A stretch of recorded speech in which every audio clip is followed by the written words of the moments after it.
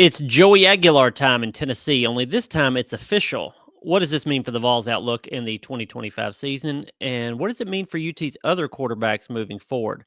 We're here to talk about it. Welcome to the Volunteer State. I'm Tennessee beat writer Adam Sparks, along with John Adams of the Knoxville News Sentinel. Joey Aguilar has been named the starting quarterback for the Vols. On Sunday night, there was a team meeting to close out preseason camp and turn the team's attention to game preparation for the season opener for Syracuse and so on. At that meeting, Josh Heupel announced to the team that Aguilar would be QB1. And not long after that, Tennessee made it official on social media. That's not a surprise. I mean, it was a legitimate competition between Aguilar and Jake Merklinger and George MacIntyre. But it was always sort of, I would say, Aguilar's job to lose, and he didn't lose it. He's the experienced guy coming in. We'll talk about why specifically he won the job, but I always felt like Merklinger, especially, and maybe MacIntyre, were going to have to make a major move to overtake Aguilar. So, John, I want to get into a lot of like subtopics on this, what we should expect from Aguilar, future of Jake Merklinger, and so on. But first, let me just ask you this. This was the right decision from everything that we know of the competition, right? It was going to have to be Aguilar, right? Yeah, as soon as he signed out of UCLA via the transfer portal, he became the front runner. If go back to last season when Nico Yamaleava was the starting quarterback, he backed up Joe Milton the previous year, played in one game in the bowl game, but everybody knew he was the guy. Former quarterback Hendon Hooker even said he's the chosen one. Nothing but accolades for Nico. So there was no doubt about that. Well, Jake Merklinger just didn't come with that kind of, that track record, that all those, the 5-star rating, all that. He was, I think, a 4-star out of high school. But Tennessee determined that he's not ready to be the number one guy. If it had made that determination after spring ball, why would it have gone into the portal to get a former Sun Belt quarterback who hasn't played at this level, who didn't know the Tennessee system and would have to come in, do a cram course, and get ready for the 2025 season? So that told us right away that Merkelinger was the underdog in this quarterback competition. And as talented as George MacIntyre might be, the freshman, Tennessee isn't ready to play a freshman, and he's pretty slender. He needs to gain some weight and strength, I think, now for SEC quarterback play.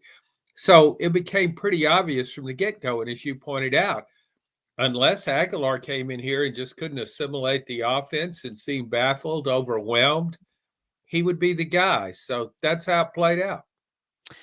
Yeah, I think I can narrow it down to three categories, three reasons why Aguilar won the job, and probably in this order: experience, progress, mobility.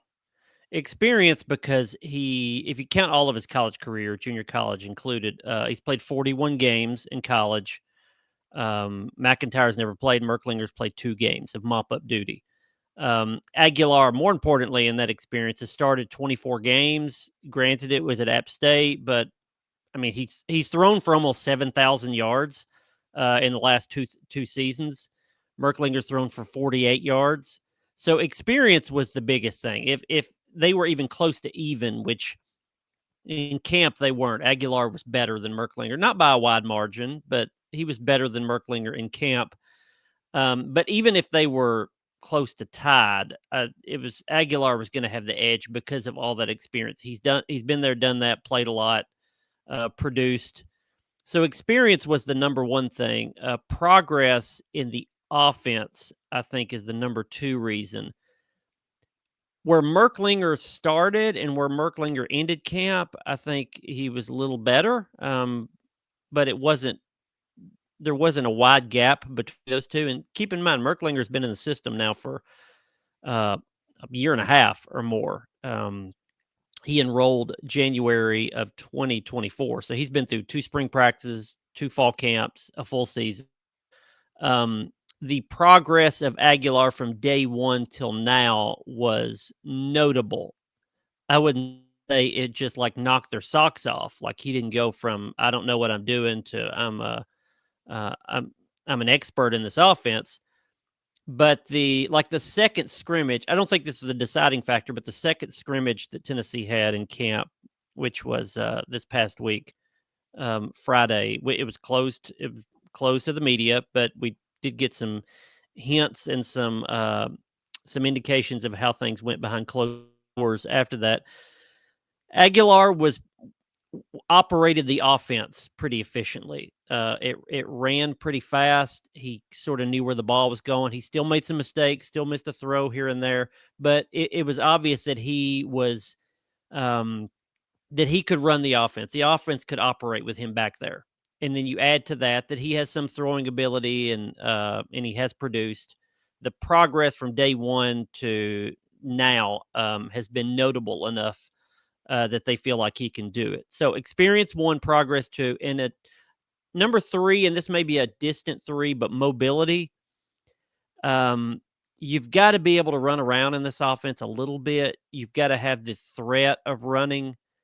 Um, some of that is the quarterback run game, which I think they underutilized with Nico. They used to perfection with Hendon Hooker, obviously.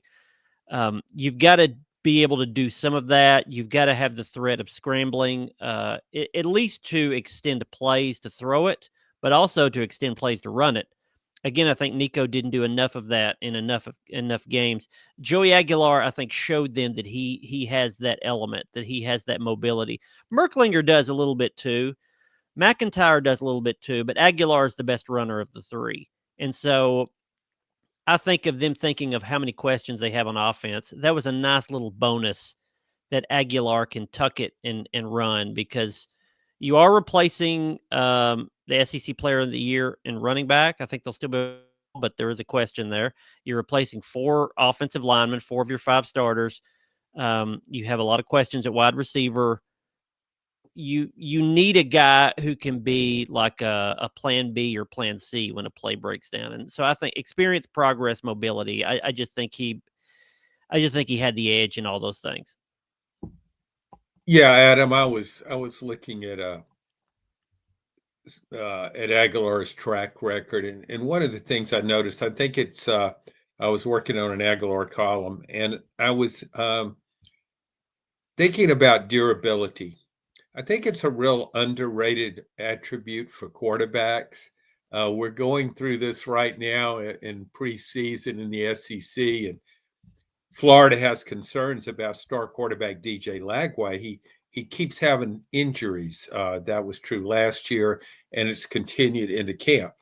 Uh, Joey Aguilar was basically healthy for 2 seasons at Appalachia State.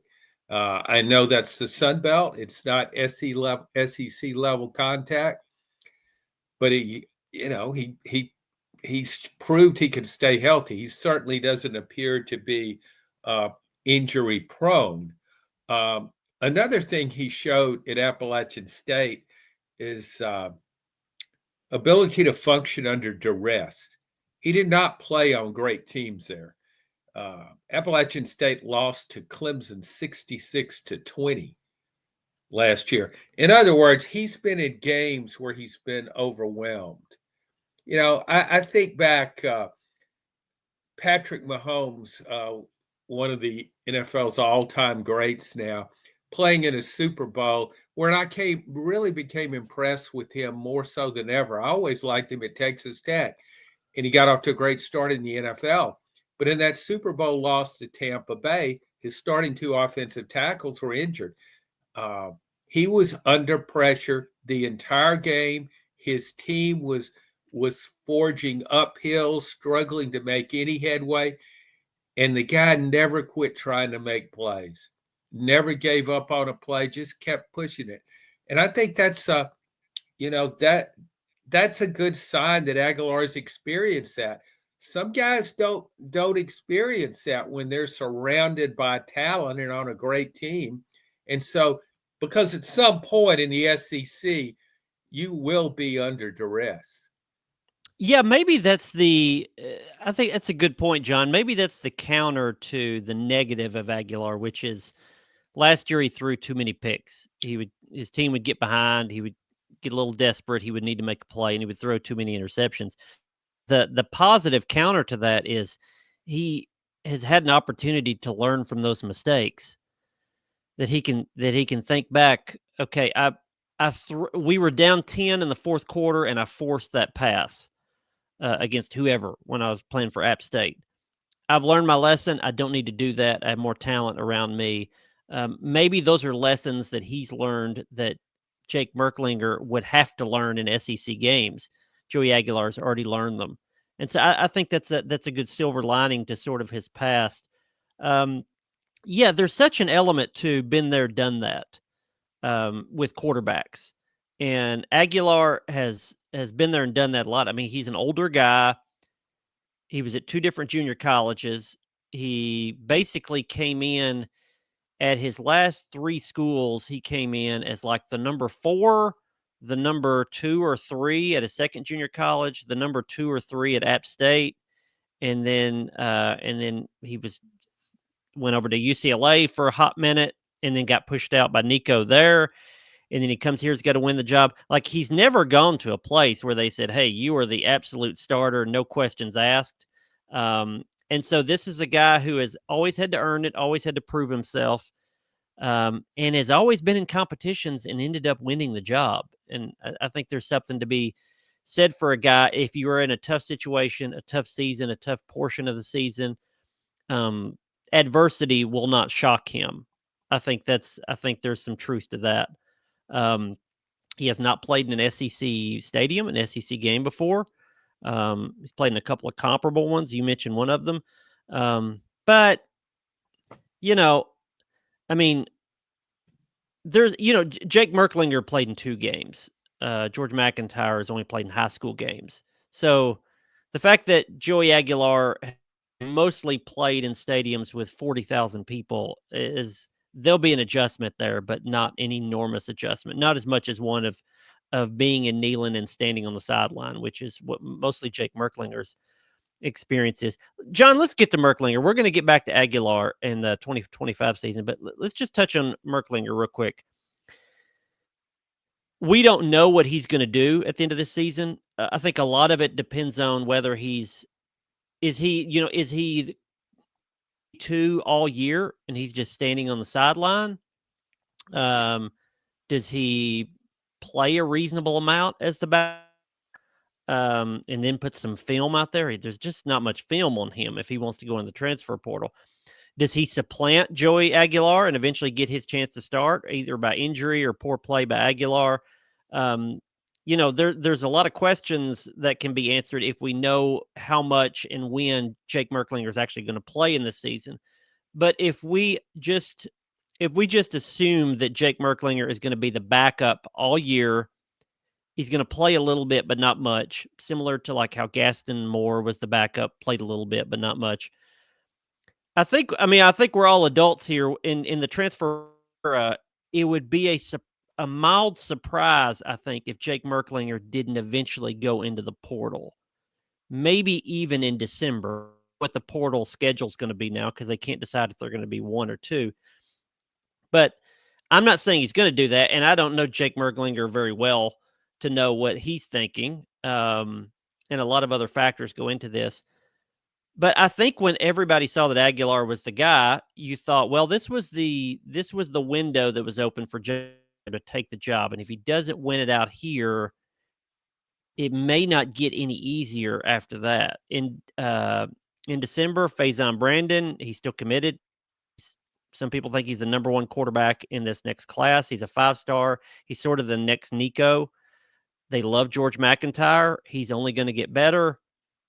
Merklinger could, if he plays well as the backup, he could say, I think I can beat out these other 2 guys. And maybe he stays and thinks he can win the job, and maybe he does next year.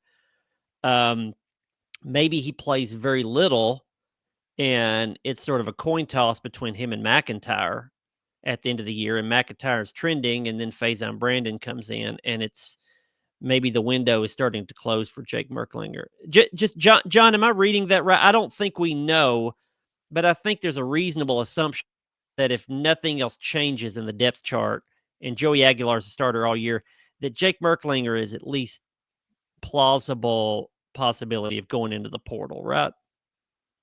Oh yeah, I think it's very likely that he will.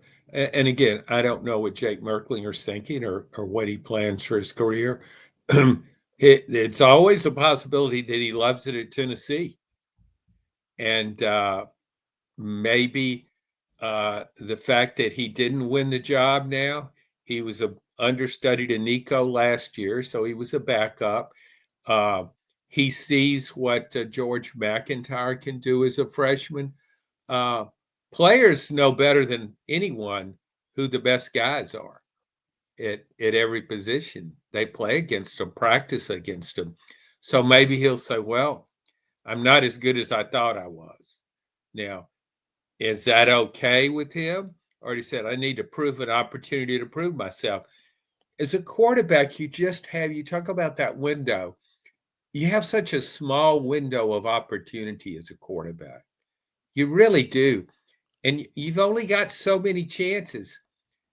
And this was his chance. If he comes and he's dazzled coaches and teammates in camp, starting back to spring, if he's very impressive in spring and builds on that in preseason, this was to me, his best opportunity to win the starting job because you're bringing in this hotshot quarterback for 2026 if he sticks with his commitment.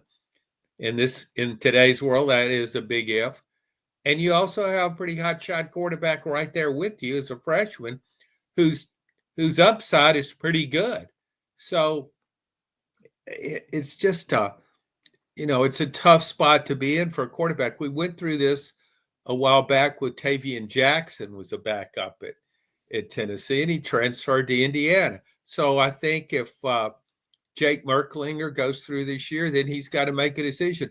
But he needs to make it in December. Don't wait till the spring. If he feels like he doesn't like his chances of winning the starting quarterback job the next year, well, go ahead and make the move in December and maybe go to a lower level of play where you get a chance to play. It doesn't mean your career is over. You get a chance to play, and once you get experience, like Joey Aguilar has, maybe you can go somewhere to another SEC school and win a starting job. So it's not like this is a dead end, but I do think he needs to make a move in December if he's just to back up all season long. Yeah, and that does make it tough because you would want to go through if you're Merklinger again. If everything stays like it is, Aguilar starts the whole season. If you're Merklinger, you would want spring practice to have the competition to figure out if you are better. But your best chance of getting an opportunity to start elsewhere is to go in the early portal, so you don't go through spring practice necessarily. If I'm on Team Merklinger and I'm in Merklinger's camp and I'm his family and I'm his close supporters and all that, what I want is tape. I want opportunities to throw the ball and run the offense as it's supposed to be run, which means assuming Aguilar is the starter the whole year and he's healthy. What that means is Jake Merklinger needs to get into the games in the fourth quarter of blowouts or whatever, and be able to run the offense and throw the ball. Josh Heupel typically keeps starters in longer than other coaches. I would suspect if Tennessee was up a lot, some games, especially some of these early games um, against inferior opponents. Obviously, I'm not talking about Syracuse or Georgia, but some of those other non-conference games. He'll probably keep Joey Aguilar in longer than others would because he wants him to get a lot of reps in this offense so that he can be ready for a lot of those SEC games and just have a lot of game reps under his belt. Well, that doesn't help Jake Merklinger. It also doesn't help Jake Merklinger if Tennessee's up 50 on UAB. Merklinger comes in the last two drives and he just hands the ball off. That doesn't put out any tape out there. So if you're Merklinger, you want to be able to show that you can run the offense and show progress in it, in your understanding of the offense, show you can throw the ball downfield so that you can tell Tennessee coaches, hey, when this Aguilar guy leaves after the season, look what I got. I got something. I can be the guy next year. And then the other side of that is you want to put some tape out there that if the Tennessee coaches don't think you're the guy, then you can go into the portal and be able to sell the fact that, hey, look, against Mississippi State, I threw for 120 yards and a touchdown in the fourth quarter against an SEC defense. What could I do for you? And so he needs to be able to sell himself to Tennessee coaches, but then also to other coaches if he were to decide to go into the portal. Of course, all that is up in the air. All that is assuming that he doesn't get his chance to play. Um, you know, Tennessee has needed its backup quarterback at times over the past few years, some more than others. And here's the thing, John. I don't know if Aguilar were to have a minor injury, turn an ankle or something, and somebody needed to just finish the game. I think Merkelinger is QB2, and I think he's probably going to be announced as QB2 when the depth chart comes out next week.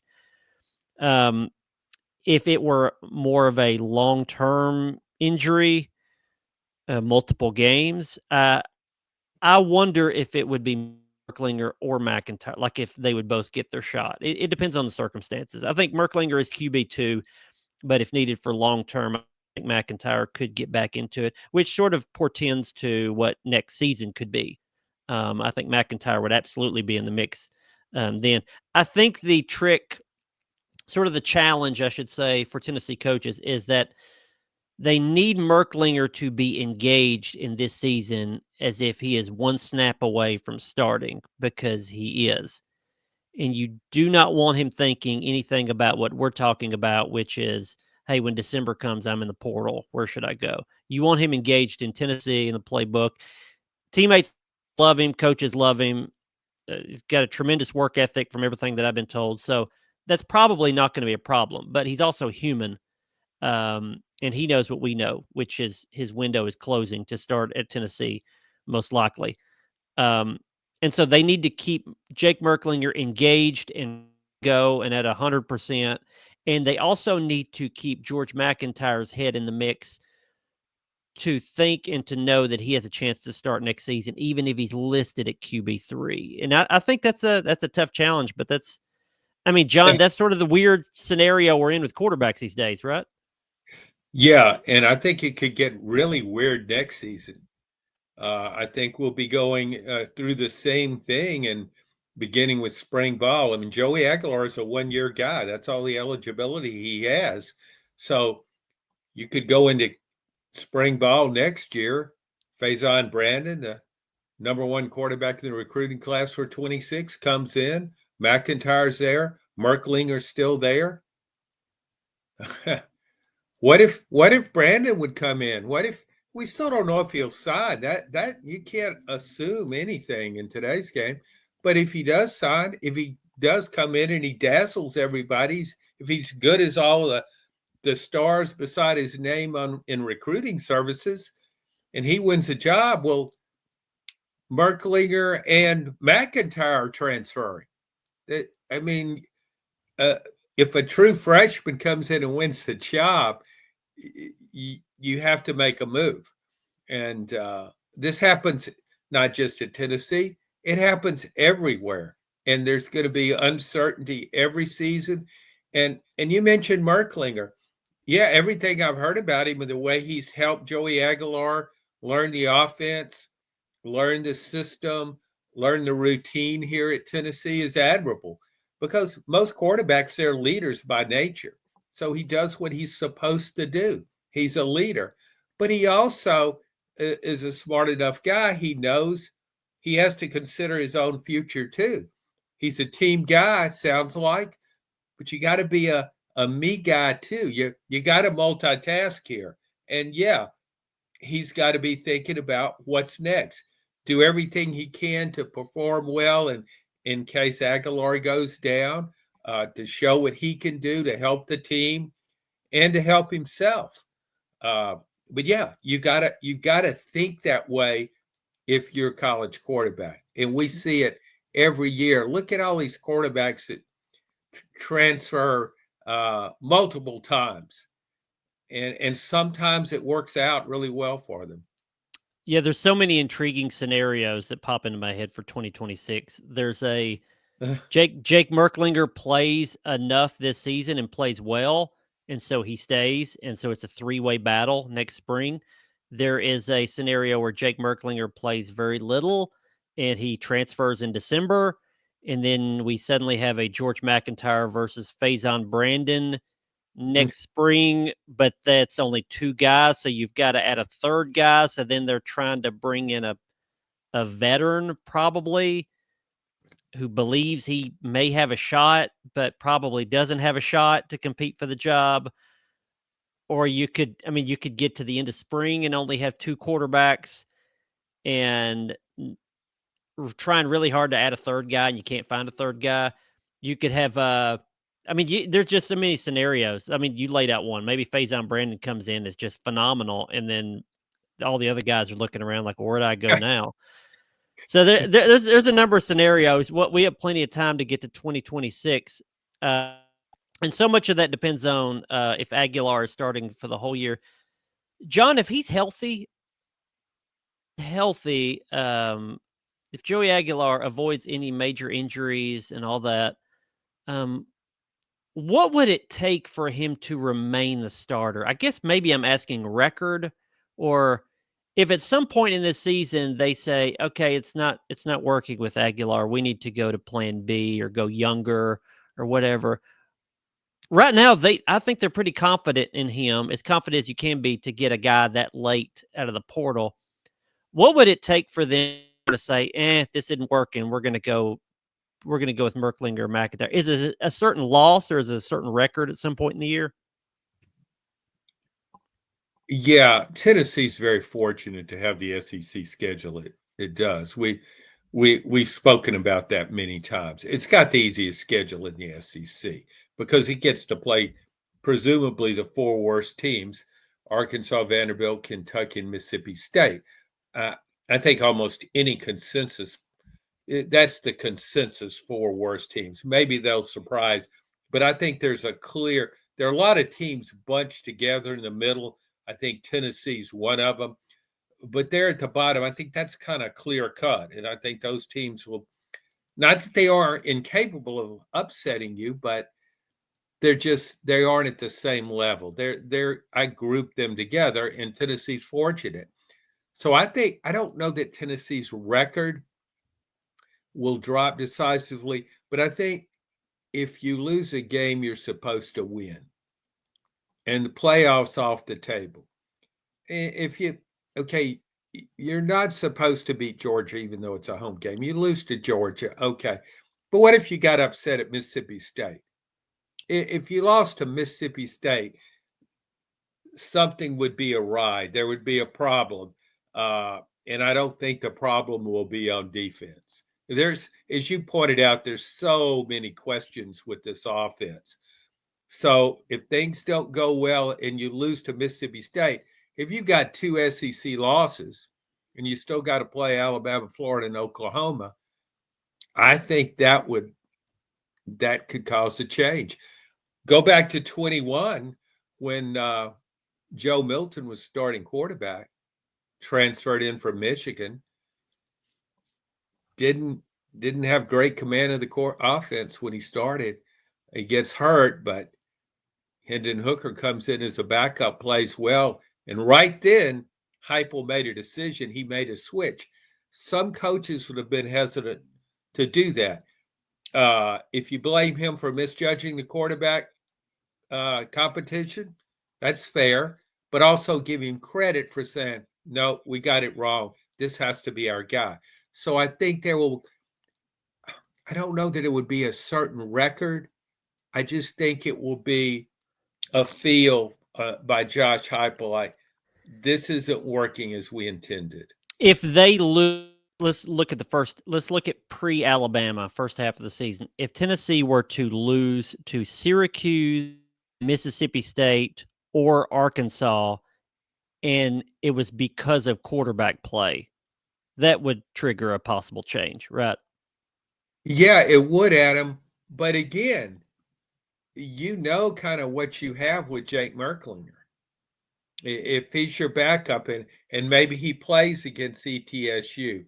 So it's not just how you view what the starter does, Joey Aguilar. It's, do you believe Jake Merklinger is ready to do this? I don't Yeah, know. yeah, and That that's go ahead. Well, that brings in another intriguing possibility. What if MacIntyre seems to be grasping the offense? I mean, the competition continues. You have a depth chart, but it's not as though that's in stone. You guys get better over the course of the year. That's why we see younger players play later in the year. Everybody's not on the same track, on the same timetable. So maybe MacIntyre gets better, and you see things in practice, and all of a sudden you say, you know what? We got to give this guy a chance. Yeah, I think that's a big difference, I think, between what we're talking about, the Hendon Hooker, Joe Milton situation in 21 and this one. I I remember talking to some of the SEC network guys after that season, a little ways down the line, and they said in their production meetings before those early games in 2021, when Joe Milton was starting, in the production meetings, Josh Heupel and the staff told them, "We believe in Joe Milton. He's our starter, but Hendon Hooker is a possibility to play if needed." Like they were already saying that privately, and that's because Hendon Hooker had already started, like, I don't know, 10 games or something at Virginia Tech. He'd thrown for 20 something touchdowns, only 7 picks. Like he had played and played well at times at Virginia Tech. So there was at least he was a proven commodity to some extent. They knew sort of what he could do.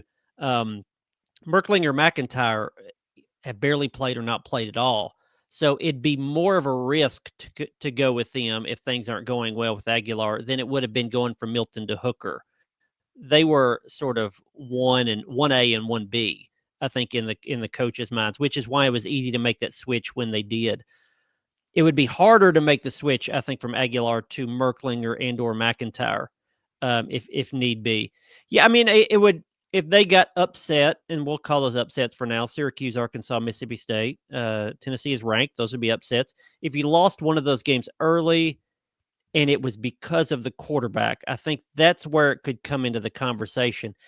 But even then, it still would maybe take more than that because, John, think about this. After those games I just named, it's Alabama. And I don't care what your record is. If it looks like, okay, you're out of the playoff hunt, you're not going to just throw somebody out there against Alabama just because you're turning this into a rebuilding year or something. We saw that with Joe Milton and Nico 2 years ago, where Joe was not playing well. He was a liability, I think, against Texas A&M maybe. And you said, well, if you're going to make the change, this is when you need to make it. But then, privately you would hear, well, but you can't make the change for the Alabama game. Like make the change for Kentucky or something. You don't make it against Alabama because you can if you beat Alabama, it's okay that you went 8-4 because you beat Alabama. That would be, I think, be the same thinking. If Joey Aguilar was not good in a game and they got upset by whoever, Arkansas, Mississippi State, or something like that, you would still say, well, who gives you the best chance to go to Tuscaloosa and beat Alabama? And if it's Joey Aguilar, you'd stay with Joey Aguilar. So we're pushing this well on down the line, but Tennessee hopes that Aguilar can play reasonably well against Syracuse, have a non-conference game after that to put up some numbers and get comfortable in Neyland. And then, who knows what you have against Georgia, and you sort of go from there. And you mentioned the schedule outside of Georgia is pretty manageable early on. And you could play okay and be 5-1 going to Alabama. And by the way, if you're 5-1 and you play close against Georgia, Tennessee's maybe in the top 10 going to Alabama because they would only have one loss. They would have a loss to a team that at that point would probably be top 3 in the country. If it's a close loss, that's the best loss of anybody in the country, just about. And Tennessee would be at least in the top 12, maybe the top 10, going to Alabama at 5-1. Long time from now, but that gets me to the last little subtopic here, John, and we'll wrap it up. I think I saw in your column you picked Tennessee to go 9-3. I haven't done my game-to-game picks yet, but I'm probably leaning that way too. If they had announced that one of the other two guys was the starting quarterback, I think I would have predicted a worse record for Tennessee than what I would have picked with Aguilar. The fact that it's Aguilar, I'll probably go 9-3. I think if they would have picked the other guys, that would have been an alarm to me that that they didn't feel good about the guy that they got, and they're just sort of going to roll the dice. And I would think they would be a little more vulnerable to losing a game that they should otherwise win. John, if it was somebody besides Aguilar, would you have stepped away from 9-3, or would you have stuck with it? I would have probably leaned toward 8-4, that you would be slightly more vulnerable, simply because I know nothing about Merkelinger, uh, other than I think he was 6 for 9 passing last year, and he was a 4-star. So it's not as though he's without potential. Just watching Aguilar, I've watched video of him, and it's so hard to to grade a quarterback when you're projecting how he will do at a higher level of football. I mean, experts can't do that. But I do like what I've seen from just the track record. Again, staying healthy, uh, fighting through adversity. Uh, saw a nice touch on deep balls. Saw him lower his shoulder near the goal line and score a touchdown. Uh, I kind of get and then I like his competitiveness that you outlined, how time and time again at every stop along the way, he's been underrated. He's not supposed to win this job, but he wins it. I thought back to Diego Pavia at Vanderbilt last year. Now, he started at New Mexico State. Do we consider New Mexico State an upgrade over Appalachian State?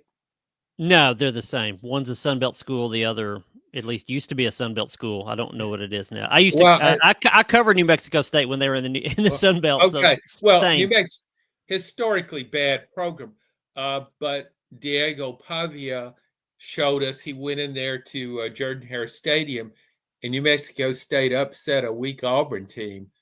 Quite an accomplishment for New Mexico State. And he played well, but I didn't know how he would perform. And look what he did for Vanderbilt last year. I mean, he was one of the early stars of college football, really, the way he played before he started getting banged up. So that's something to think about. I just think, and again, I guess I pull for the best story. This is really a good story if Joey Aguilar is successful. I mean, sports are about comebacks, they're about underdogs, they're about upsets, and he could give you that based on his history. Yeah, and that reminds me, just today as we record this, we got a nice little sidebar storyline on in that opener against Syracuse. His name's Steve Angeli. It's starting quarterback. If UT fans, if that name sounds familiar, it's because back in the spring portal, after Nico left, there were very few experienced quarterbacks that went into the portal. Two of them were Joey Aguilar and Steve Angeli. Considered Angeli and instead went with Aguilar. I think they made the right decision. Angeli's a pocket passer. Aguilar's got some mobility to him. Probably fits this offense better. But so we're going to get a nice little matchup of the guy that Tennessee took and the guy that Tennessee could have taken but didn't in Joey Aguilar versus Steve Angeli. I would imagine this is far from the last time we talk about Joey Aguilar. We're writing quite a bit about him as well. John's got a column I know coming out about Aguilar and some of the things he talked about on this episode. I'm working on some background pieces on Aguilar to let the fans know a little bit more about where he came from. We've already written quite a bit about that, but there's more to come.